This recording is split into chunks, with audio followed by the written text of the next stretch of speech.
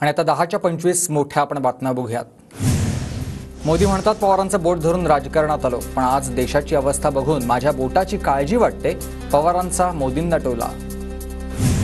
मवियाच्या 8 जागांवर 20 सभा घेतल्या, त्यात 7 जागा निवडून आल्या। सामाजिक कार्यकर्ते श्याम मानव यांचं वक्तव्य, तर आपण सर्व महाविकास आघाडीच्या उमेदवारांना निवडून आणू, श्याम मानव यांचा दावा।